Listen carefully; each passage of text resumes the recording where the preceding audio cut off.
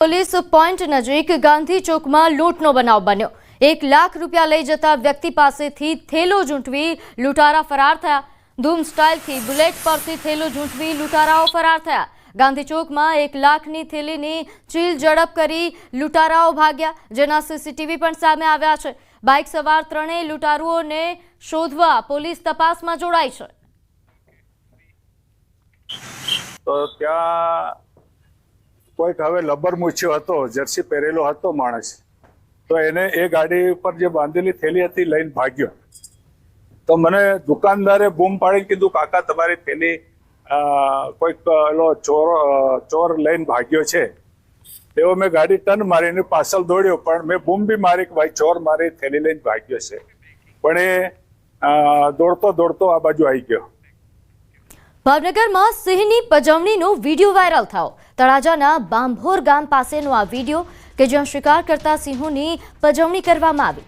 સિંહે કરેલ મારણમાં સિંહ પોતાનો ખોરાક ખાઈ રહ્યો હતો અને જેમાં કેટલાક લોકો દ્વારા ચીસો પાડી સિંહને ખલેલ પાડી રહ્યા હતા। સિંહની પજવણીનો વિડીયો સોશિયલ મીડિયામાં હાલ વાયરલ થઈ રહ્યો છે। વાયરલ વિડીયોની ન્યૂઝ 18 ગુજરાતી પુષ્ટિ નથી કરતું।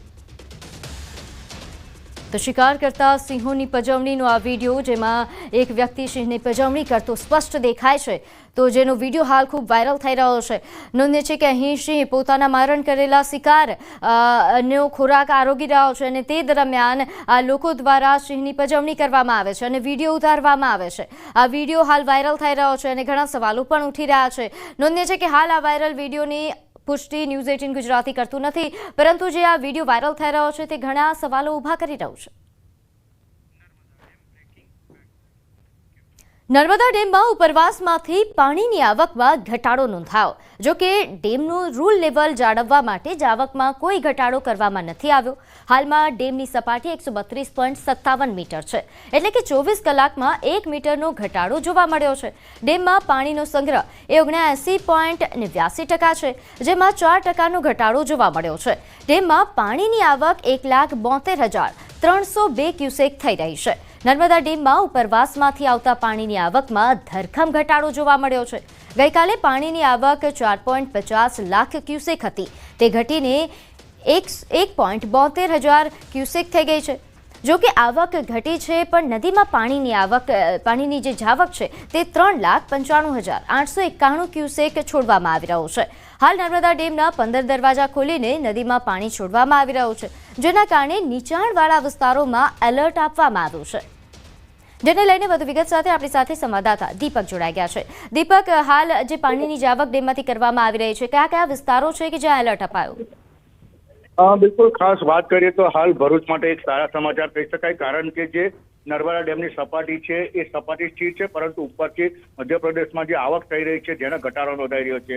હાલ કહી શકાય કે જે ડેમના હાલત છે 1,72,000 ગઈકાલે 4 લાખ જેટલી હતી, પરંતુ હાલ ઉપરવાસમાંથી જે પાણીની આવક લઈને જે ઓછી થઈ ગઈ, જેને નર્મદા ડેમની સપાટી સ્થિર છે।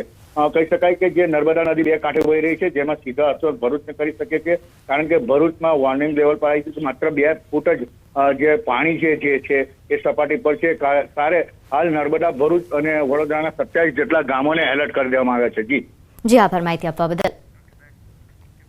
તો ભરૂચમાં નર્મદા નદીની જળ સપાટી 20 ફૂટે પહોંચી। નર્મદા નદી એના વોર્નિંગ લેવલથી માત્ર 2 ફૂટ દૂર છે। નર્મદા ડેમમાંથી તબક્કાવાર પાણી છોડવામાં આવી રહ્યું છે। અહીં પોલીસ વિભાગ દ્વારા નદી કિનારે ચુસ્ત પોલીસ બંદોબસ્ત પણ ગોઠવી દેવાયો છે।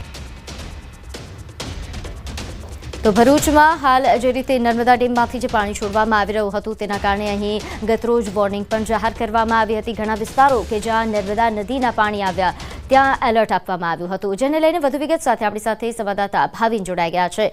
ભાવિન, હાલ ભરૂચમાં નર્મદા નદીમાં જે પાણી આવ્યું નવા ડેમમાંથી જે છોડવામાં આવ્યું હતું, તેના બાદ કેવા પ્રકારની પરિસ્થિતિ અને કેવી તૈયારીઓ? જી, ભરૂચ નર્મદા નદી અત્યારે બંને તટે વહી રહી છે। જે ઉપરવાસમાં વરસાદ વરસ્યો હતો તેના કારણે નર્મદા ડેમમાંથી જે પાણી છોડવામાં 4 લાખ ક્યુસેક જેટલું પાણી છોડવામાં આવ્યું હતું, તે પાણીની અસર અત્યારે નર્મદા નદીના જે સપાટી છે સપાટી ઉપર પડી છે। લગભગ અત્યારે ગતરોજ રાત્રિના સમયે 20 ફૂટ જેટલું, અત્યારે સવારના સમયે 19.5 જેટલું ફૂટ જેટલું પાણી અત્યારે જોવા મળી રહ્યું છે। અત્યારે પાણી સ્થિર છે। તંત્ર તરફથી પૂરતા પગલા લઈ લેવામાં આવ્યા છે, જે નીચાણ નીચાણવાળા વિસ્તાર છે એ વિસ્તારને એલર્ટ કરવામાં પણ આવ્યા છે. જી આભાર માહિતી આપવા બદલ. ઉત્તર પ્રદેશના ફતેહપુર જિલ્લામાં યમુના નદીએ વિકરાળ સ્વરૂપ ધારણ કર્યું છે. નદીનું પાણીનું સ્તર એ ભયના નિશાનથી 2 મીટર ઉપર વહી રહ્યું છે, જેના કારણે 50થી વધુ ગામો પાણીમાં ડૂબી ગયા છે અને લોકોનું જનજીવન અસ્તવ્યસ્ત થઈ ગયું છે. પલટુ પૂર્વા, કોરાકનક, ઉરૌલી, દારોલી, ઓરા, નિસ્ફી તેમજ અધવલ, લાલૌલી, મહના અને કોંડાર તેમજ ધનુહાન ડેરા સહિત લગભગ 50 ગામોમાં યમુનાનું પાણી પ્રવેશી ગયું છે. ખેતરોથી લઈને ઘરો સુધી દરેક જગ્યાએ પાણી છે. લોકો પોતાના સામાન અને ઢોરને સુરક્ષિત સ્થળોએ લઈ જઈ રહ્યા છે. વહીવટીતંત્રએ લાલૌલી ઇન્ટર કોલેજને રાહત શિબિરમાં રૂપાંતરિત કરી દીધી છે. અહીં લોકો માટે ખોરાક, પીવાનું પાણી, રાશન સામગ્રી અને લાઇટિંગની વ્યવસ્થા કરવામાં આવી છે. દરેક ગામમાં જાહેરાત કરીને લોકોને સુરક્ષિત સ્થળોએ જવાની અપીલ પણ કરવામાં આવી રહી છે. ઉત્તરાખંડના શ્યાનચટ્ટીમાં યમુના નદી સતત ખતરાના નિશાનથી ઉપર વહી રહી છે. શનિવારે સવારે 6 વાગ્યા સુધી પણ યમુનાનું પાણીનું સ્તર ઘટ્યું નથી, જેના કારણે સ્થાનિક લોકોમાં ભયનો માહોલ છે. યમુનાના પાણીના સ્તરમાં વધારો થવાના કારણે યમુનાનું પાણી એ શ્યાનચટ્ટીમાં હોટલો અને ઘરોમાં ઘૂસી ગયું. સ્થાનિક હોટેલ માલિકોનું કહેવું છે કે તેમને મધ્યરાત્રિએ લોકોને જગાડીને સુરક્ષિત સ્થળોએ મોકલવા પડ્યા. ઉત્તર પ્રદેશના કાશીમાં ગંગાએ ચેતવણી બિંદુ પાર કરી દીધું છે. ખતરાના નિશાનની નજીક પહોંચી છે. દ્રશ્યોમાં જોઈ શકાય છે કે બધા ઘાટ પાણીમાં ડૂબી ગયા છે. નમો ઘાટ પર નમસ્કાર શિલ્પ લગભગ ડૂબી ગયું છે.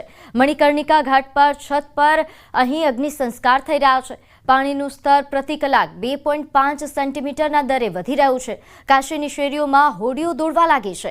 દરિયાકાંઠાના વિસ્તારોની શેરીઓમાં હોડીઓ દોડવા લાગી તો બીજી તરફ ગંગાની ગતિ સતત વધી રહી છે. ગંગામાં આવેલા પૂરના કારણે વરુણ કિનારે રહેતા લોકો પણ પોતાના ઘર છોડીને રાહત શિબિરોમાં રહેવા મજબૂર બન્યા છે.